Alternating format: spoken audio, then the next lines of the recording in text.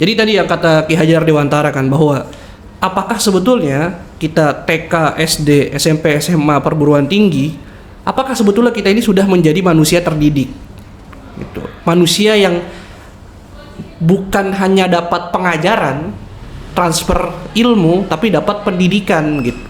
Dapat pendidikan yang betul-betul membentuk kita yang manusia sebagai manusia. Ya kan ini susah nih, karena mungkin pemikiran pendidikan yang ada itu sudah seperti ini. Ya, siapapun yang jadi menteri, siapapun yang jadi penguasa gitu ya dalam bidang pendidikan, ya akan menjalankan, karena akar masalahnya kan ilmu pendidikan yang diajarkan di kampus-kampus di bidang pendidikan ya seperti ini kan, bahwa pendidikan itu adalah bagaimana mencetak atau melahirkan pekerja supaya bisa memenuhi kebutuhan ekonominya. Kan itu yang sekarang ini nggak ada jurusan supaya orang bahagia, yang ada jurusan supaya orang bisa bekerja. Nggak ada jurusan bagaimana menjadi istri yang baik, menjadi anak yang soleh. Ya, jadi dianggap seolah-olah pendidikan ini yang utama, yang diutamakan itu adalah soal ekonomi. Ya, soal ekonomi itu nggak salah. Itu benar kan, orang harus profesional, harus mandiri, itu benar. Ya, nah, itu gimana caranya? Mungkin kamu sebagai guru kan, praktisnya mengamati juga, menulis juga, itu apa yang dari mana nih kita mulai?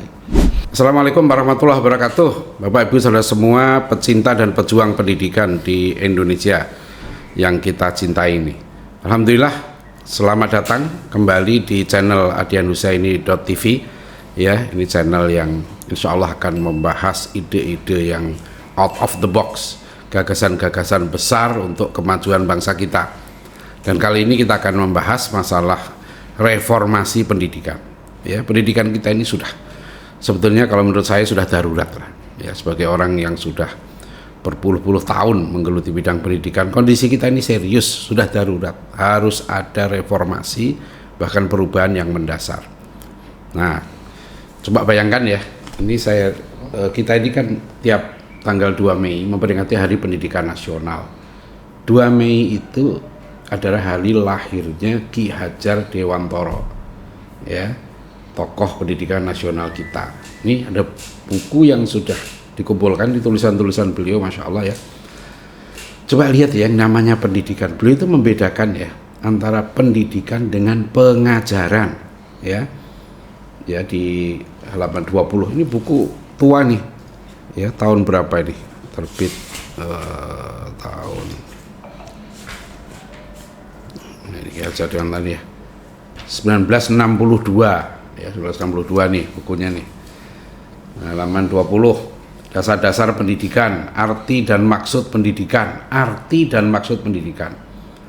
Perkataan pendidikan dan pengajaran itu seringkali dipakai bersama-sama. Sebenarnya gabungan kedua perkataan ini dapat mengeruhkan pengertiannya yang asli.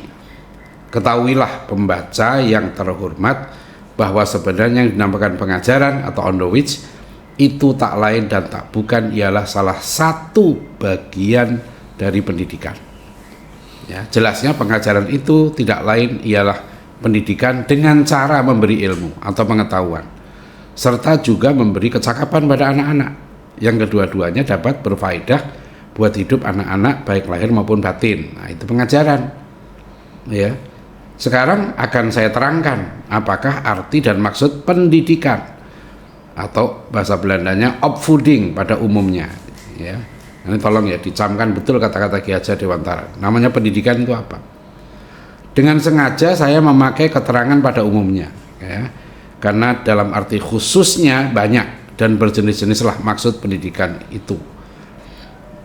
Nah, di bawah nih ya, menurut pengertian umum berdasarkan apa yang dapat kita saksikan dalam semua macam pendidikan itu, maka teranglah ya bahwa yang dinamakan pendidikan yaitu tuntunan di dalam hidup tumbuhnya anak-anak. Adapun maksudnya pendidikan yaitu menuntun segala kekuatan, kodrat yang ada pada anak-anak itu agar mereka sebagai manusia dan sebagai anggota masyarakat dapatlah mencapai keselamatan dan kebahagiaan yang setinggi-tingginya. Jadi mendidik itu pertama ya kata Ki Hajar sebagai manusia. Yang kedua sebagai anggota masyarakat. Sebagai manusia ini penting ya, karena dia hamba Allah, dia khalifatullah fil ard. Apa tujuan pendidikan itu? Ya, agar dia mencapai keselamatan dan kebahagiaan yang setinggi-tingginya. Ini penting. Sekarang pendidikan kita begini nggak? Ya, kita jujur lah ya, dari TK sampai S3, apakah setelah lulus anak-anak kita itu bahagia hidupnya, tenang, ataukah tambah stres, tambah pusing? Ini karena ada ya, dan berarti banyak sekali pemikiran di Ki Hajar Dewantara. Apalagi kalau nanti kita juga menggali ya pemikiran para tokoh pendidikan kita, bukan hanya Ki Hajar Dewantara. Saya menyebut paling enggak 5 saja tokoh pendidikan ini, kalau kita ikuti benar nih, bangsa kita itu enggak seperti ini. Ya.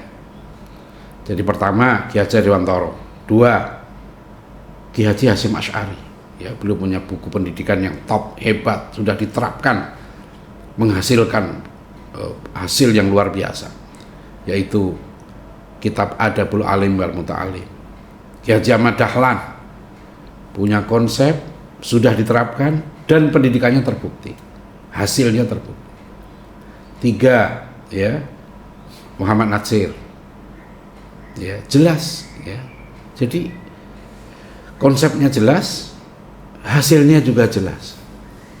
Kemudian yang kelima Buya Hamka. Buya Hamka juga menjalani dan memiliki konsep pendidikan yang unggul. Ini contoh-contoh lah. Nah, untuk itu Bapak Ibu Saudara sekalian ya, para pecinta pendidikan, dalam sesi kali ini ya, saya mendatangkan seorang guru muda, Fatih Madini. Ya, Fatih Madini ini memang guru beneran, sehari-hari ya ngajar, sehari-hari bahkan tidur dengan santri di pesantren. Ya, jadi sudah menjadi guru sejak usia muda. Dulu waktu SMP pun sudah menjadi guru taekwondo. Ya, jadi betul-betul punya pengalaman yang panjang sebagai guru. Nah, suara guru muda ini perlu kita dengar, karena apalagi Fatih Madini sudah pernah menulis buku ketika umur 17 tahun. Ya, judulnya Reformasi Pemikiran Pendidikan Kita. Nah, itu kumpulan tulisan ya, artikel, makalah tentang pendidikan yang dikumpulkan di itu. Jadi tulis berapa tahun ya? 5 tahun yang lalu ya, 5 tahun yang lalu buku ini ditulis. Nah, sekarang saya juga sudah pernah nulis buku ini. Ini buku cetakan pertama tahun 2018. Ya, saya sudah tulis buku, judulnya Pendidikan Islam Mewujudkan Generasi Gemilang Menuju Negara Hidayah 2045. Dan bukan hanya saya tulis, ya, saya bersama Fatih Madini dan sebagainya, ya, banyak guru-guru di pesantren At-Taqwa ini pun sudah berjuang selama bertahun-tahun mencoba menerapkan konsep yang kami yakini, konsep yang adil, konsep yang benar, ya, konsep yang unggul insya Allah. Dan sekarang sudah melahirkan produk, ya, salah satunya Fatih Madini ini sebagai santri pertama yang menerapkan atau yang kami uji cobakan dengan konsep pendidikan yang unggul, yang sesuai dengan konstitusi kita, pasal 31 ayat 3. Ya, jadi jelas pendidikan nasional kita harus melahirkan manusia beriman, bertakwa, berakhlak mulia. Ya, dalam rangka mencerdaskan kehidupan bangsa yang diatur dengan undang-undang. Dan itu sangat sejalan dengan pemikiran Ki Hajar Dewantara tadi. Karena kalau orang itu beriman, bertakwa, berakhlak mulia, pasti bahagia. Ya, pasti selamat dunia akhirat, bukan hanya dunia. Nah, itu. Jadi makanya menurut saya kalau melihat kondisi kita ini, kita sudah harus ya mereformasi secara mendasar. Saya tidak menafikan, alhamdulillah ya, banyak upaya-upaya untuk memperbaiki pendidikan kita, dan ini hanya salah satu suara saja. Usulan kami silahkan ya Pak Presiden, Pak Menteri, ya, usulan kami silahkan didengar, ya, silahkan dicermati. Ya, kewajiban kami hanyalah berusaha menyampaikan, dan yang penting adalah tanggung jawab kami. Ya, saya sebagai orang tua, sebagai guru, tanggung jawabnya dunia dan akhirat. Ya, untuk menyelenggarakan pendidikan yang diridhoi oleh Allah Subhanahu wa taala. Nah, jadi kita sekarang berbincang nih dengan Fatih Madini, guru yang sudah bertahun-tahun mengajar dan menulis Mungkin dari buku IMAT ya panggilannya, Fatih Madini ini, Reformasi Pemikiran Pendidikan. Nah silahkan, apa sih ide kamu gitu ya, kok sampai punya pikiran ya pendidikan kita itu harus direformasi? Ya silahkan. Iya baik, jadi saya Fatih Madini gitu ya. Ini bukunya Reformasi Pemikiran Pendidikan Kita. Ini ditulis waktu saya 17 tahun. Jadi 5 tahun yang lalu, 2020. Ini ditulis. Sebetulnya judulnya emang agak menyeramkan ya, tapi cuma di sini kan tulisannya Reformasi Pemikiran Pendidikan Kita. Jadi yang perlu direformasi pertama bukan hak saya juga untuk mengobrak-abrik sistem pendidikan gitu ya, yang udah dijalankan, tapi setidaknya di waktu saya 17 tahun ini dan sampai sekarang masih terus saya pikirkan, iya yang perlu direformasi dari pendidikan di Indonesia ya pertama pikirannya dulu gitu, khususnya pikiran kita sebagai, saya kan masuk Gen Z juga ya, saya kelahiran 2002, sebagai anak muda yang masuk dalam dunia pendidikan, yang sedang kuliah, sedang sekolah di SMA, memikirkan bahwa kita sekolah untuk apa yang sebetulnya yang paling penting gitu buat kita dapatkan dan seterusnya. Jadi apa maksudnya, intinya kayak kita belajar ini sebetulnya buat apa gitu. Kadang-kadang banyak ya yang bilang kalau saya nggak dapat apa-apa gitu, kok di sekolah saya nggak dapat apa-apa, cuma dapat enaknya, cuma dapat senengnya aja gitu ya. Terus ada orang bilang kan masa-masa indah itu ketika di SMA gitu, apalagi kan SMA negeri gitu ya. Iya, di satu sisi pasti banyak plusnya, tapi di satu sisi apakah hal yang terpenting yang sebetulnya harus kita dapatkan itu sudah kita peroleh atau belum gitu. Nah makanya di sini saya tulis judulnya Reformasi Pemikiran. Jadi sebetulnya jangan sampai pemikiran kita salah gitu, salah dengan dengan tujuan pendidikan gitu dan seterusnya. Bahkan di sini saya tulis saya menghimbau kepada yang khususnya yang seumuran dengan saya gitu, yang usia 20-an, usia belasan ke bawah. Jadi jangan sampai ketika kita sekolah gitu ya, ketika kita mengenyam pendidikan atau belajar dimanapun dan kapanpun itu, kita tuh pada akhirnya membiarkan iman kita secara sadar atau enggak itu terkikis karena paham-paham seperti sekularisme dan seterusnya gitu. Tadi Ustaz Adian juga ada nyebutkan bahwa tujuan pendidikan nasional itu ya membentuk iman, pertama kali membentuk iman, takwa dan akhlak mulia. Terus jangan juga gara-gara sekolah, ya nggak, coba nanti ya, pendidikan juga bukan sekolah doang, tapi gara-gara kita masuk satu perguruan tinggi, masuk satu pesantren, bahkan masuk satu sekolah, khususnya di SMA ke atas gitu ya, kita malah membiarkan jiwa kita itu menjadi jiwa yang pecinta dunia, over. Jadi kayak over, mau dunianya tuh over gitu. Jadi nggak stabil lagi karena materialisme, karena pragmatisme. Jadi kayak saya sekolah mau dapat ijazah, terus nanti lulus bisa kerja, hanya itu kan jadi problem. Jadi akhirnya tidak stabil. Jadi akhirnya semua pikiran mengarah ke sana, semua ilmu mengarah ke sana. Karena kalau semua ilmu mengarah ke sana itu kan pelik nanti jadinya. Semua ilmu mengarah kepada urusan dunia itu kan pelik. Kayak misalnya ada saintis gitu kan. Saintis luar biasa gitu. Baik, tujuannya dia belajar bagus sekali, tapi kalau semua arahnya adalah untuk dunia, jadi dia akan rela menjual temuannya untuk hal-hal yang sekalipun merusak gitu, sekalipun merusak alam, sekalipun merugikan umat manusia gitu. Tapi karena sejak awal pikirannya sudah materialis, sudah pragmatis gitu, akhirnya dia rela menjual itu, bahkan dan ilmu-ilmu yang lain lah gitu. Jadi benar-benar harus diarahkan. Terus di sini juga saya tulis, jangan sampai kita membiarkan diri kita bisa sukses di dunia tapi akhirnya melupakan Tuhan, nggak lagi bangga sama agama sendiri, dan nggak khususnya kita ya orang-orang Islam gitu, nggak lagi bangga sama Islam gitu. Karena sejak awal kalau pandangan kita benar tentang Islam, ya sejak awal kita hidup untuk Islam gitu. Ujungnya nanti kita ketemu Allah. Hal yang mungkin di kalangan kita ya terkesan remeh, nanti kita balik kepada Allah. Tapi kalau benar-benar ditanamkan, kita akan tahu bahwa tumpukan ilmu yang udah kita punya, atau bahkan satu ilmu yang kita punya karena konsepnya benar, karena tujuan hidup kita benar, kita tahu ilmu itu pengen diapain gitu.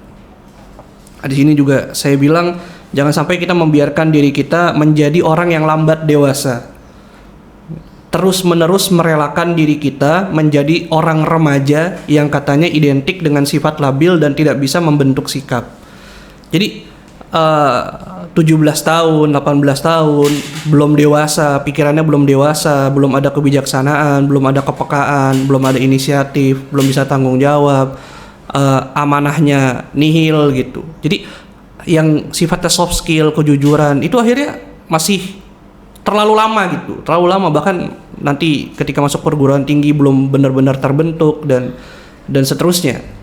Ini problem gitu. Padahal di satu sisi kita udah lihat ada anak SD yang berbuat tindakan pembunuhan, ada anak SD yang berbuat tindakan yang aneh-aneh gitu ya, yang dia kategorinya anak-anak tapi sudah melakukan hal-hal segila itu. Tapi faktanya ketika mereka udah SMP SMA masih dipandang sebagai anak remaja gitu.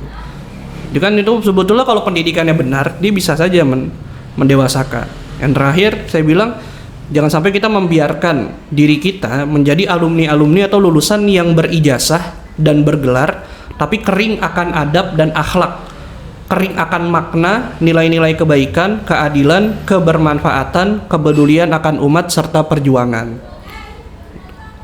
Jadi tadi yang kata Ki Hajar Dewantara kan, bahwa apakah sebetulnya kita TK, SD, SMP, SMA, perguruan tinggi, apakah sebetulnya kita ini sudah menjadi manusia terdidik?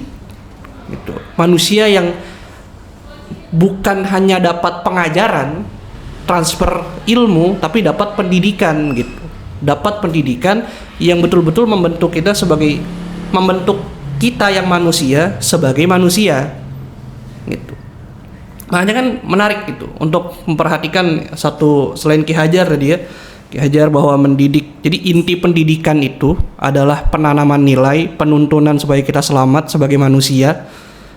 Juga ini berkaitan dengan perkataan Prof. Syed Muhammad Naqib Alatas kan, dia pakar pendidikan internasional dari Malaysia. Dia bilang kan the purpose for seeking knowledge in Islam is to inculcate goodness or justice as man as individual self. Jadi tujuan pendidikan, tujuan belajar itu, tujuan mencari ilmu itu untuk membentuk manusia baik, untuk menanamkan nilai-nilai kebaikan dan keadilan. Terus kata beliau, the aim of education in Islam is to produce a good man, untuk membentuk manusia baik. Manusia baik ini nanti yang kalau dikaji menurut beliau, manusia yang insan adabi ini nanti yang dia utuh, karena manusia kan punya raga, punya pikiran, punya jiwa, dia harus utuh kan. Jadi pendidikan harus melengkapi pikirannya, pendidikan harus melengkapi kebutuhan raganya, pendidikan harus melengkapi kebutuhan jiwanya. Jadi kalau bahasa Ki Hajar di fokus pengajaran aja, ya mungkin dia aspek kognitifnya termumpuni, terselesaikan gitu. Tapi kan sekarang di era sekarang yang lebih pelik gitu ya, yang lebih pelik ketimbang kita bisa apa dengan pengajaran tadi, kita kan butuh pendidikan yang membentuk satu soft skill, bahwa kita harus menjadi pembelajar sepanjang hayat. Itu kan sekarang yang digemakan lah di mana-mana. Di era disrupsi yang nggak tahu bagaimana ini, serba berubah, ketimbang mungkin gini ya, Imat ya. Jadi kan ada yang salah lah gitu ya, ada yang harus direformasi lah dari pemikiran ya. Kita bicara pemikiran pendidikan ini, betul. Ya kan? Dan pemikiran pendidikan ini menurut kamu tuh gimana? Apakah kenapa sih udah gonta-ganti menteri, gonta-ganti presiden, ya kok tetap aja di mana letaknya? Siapa dulu yang harus memulai? Kalau siapa yang harus memulai ya jelas mungkin gini ya, mungkin kayak untuk merubah kurikulum tentu pemerintah punya kuasa. Tapi setidaknya kalau setiap guru punya pikiran yang sama tentang hakikat pendidikan untuk menanamkan nilai, membentuk soft skill gitu dan seterusnya, yang core-nya ada di situ, mungkin setiap pembelajaran, setiap dia mendapatkan kurikulum yang mungkin menurut dia kayaknya bukan ini deh yang paling penting. Jadi mungkin dia bisa memanfaatkan di setiap waktunya dengan kurikulum yang ada gitu. Jadi kayak dia bisa menanamkan nilai-nilai di situ. Ya kan ini susah nih karena mungkin pemikiran pendidikan yang ada itu sudah seperti ini. Ya, siapapun yang jadi menteri, siapapun yang jadi penguasa gitu ya dalam bidang pendidikan ya akan menjalankan, karena akar masalahnya kan ilmu pendidikan yang diajarkan di kampus-kampus di bidang pendidikan ya seperti ini kan. Bahwa pendidikan itu adalah bagaimana mencetak atau melahirkan pekerja supaya bisa memenuhi kebutuhan ekonominya. Kan itu yang sekarang ini nggak ada jurusan supaya orang bahagia, yang ada jurusan supaya orang bisa bekerja. Nggak ada jurusan bagaimana menjadi istri yang baik, menjadi anak yang soleh. Ya, jadi dianggap seolah-olah pendidikan ini yang utama, yang diutamakan itu adalah soal ekonomi. Ya, soal ekonomi itu nggak salah. Itu benar kan, orang harus profesional, harus mandiri, itu benar. Ya, nah, itu gimana caranya? Mungkin kamu sebagai guru kan, praktisnya mengamati juga, menulis juga, itu apa yang dari mana nih kita mulai? Ya. Orang udah capek nih, udah bosen, banyak orang ngomong tentang pendidikan kita harus direformasi lah, ada caranya beginilah. Nah, gimana? Apa yang mungkin kamu punya ide dari mana yang harus direformasi duluan? Ya, satu-satunya jalan mau nggak mau ya dari pikiran gurunya. Jadi setiap guru perlu direformasi. Jadi pemikiran pendidikan dalam diri seorang guru. Jadi setiap guru punya pikiran. Kalau pikirannya sejalan tentang hakikat tadi kan, kalau misalnya setiap guru punya pikiran yang sama tentang hakikat pendidikan, jadi apapun sesinya, apapun ilmu yang dia ajarkan, dia tahu bahwa anak ini harus begini. Kayak misalnya dia belajar sains gitu kan, dia tahu bahwa nanti ujungnya sains ini akan dibawa kemana gitu. Jadi pengajar sains menjadi pendidik sains, menjadi pendidik, kalau ini ilmu pengetahuan alam ya, dia menjadi pendidik. Jadi yang mendidik ngasih ilmu tentang kajian-kajian ilmu pengetahuan alam, tapi juga menanamkan nilai bagaimana seseorang memandang alam semesta gitu. Tidak sekuler, tidak pragmatis, tidak memisahkan Tuhan dari alam semesta. Jadi ujungnya jelas gitu. Misalnya pengajar ekonomi, mengajar ilmu ekonomi, dia menjadi pendidik ekonomi, mendidik, ngasih ilmunya tentang teori-teori ekonomi, tapi ngasih nilai bahwa tentang bagaimana kita memandang uang, bagaimana kita memandang satu kemajuan, apakah kesuksesan setiap orang berdasarkan uangnya, apakah setiap negara berdasarkan kenaikan ekonominya dan seterusnya gitu. Ya, jadi ini sebetulnya arah, gitu. Saya nggak sengaja nih ya membuka buku Ki Hajar Dewantara ini di halaman 233 ya, di yang edisi tahun 62 ini, itu Ki Hajar Dewantara udah mengatakan nih, salah satu yang harus dilakukan nih, ya sekolah-sekolah untuk mendidik guru ya harus dipentingkan. Bahkan untuk perluasan pengajaran dan pendidikan yang sehebat-hebatnya harus diadakan usaha mendidik guru dengan cara kilat. Baik untuk penyelenggaraan sekolah-sekolah guru, sekolah-sekolah guru biasa maupun untuk pendidikan guru secara kilat. Kegiatan rakyat dengan sekolah-sekolahnya partikulir ya, swasta ya, harus dipergunakan sebaik-baiknya. Jadi guru ya, dan itu tidak aneh ya, karena orang juga tahu di mana-mana kalau mau memperbaiki pendidikan ya memperbaiki gurunya. Nah, tadi Imat lebih dalam lagi memperbaiki pikiran gurunya. Yang direformasi itu pikiran para gurunya dulu. Ya, gaji penting, ya, harus naik gaji guru, tapi pikirannya harus direformasi. Ya, karena kalau tidak ya bahaya sekali nanti ya, gaji guru naik, pendapatan naik, tapi tidak digunakan untuk kemajuan pendidikan. Ya, jadi gaji guru harus naik, gaji guru harus cukup betul, ya, tapi pikirannya harus direformasi.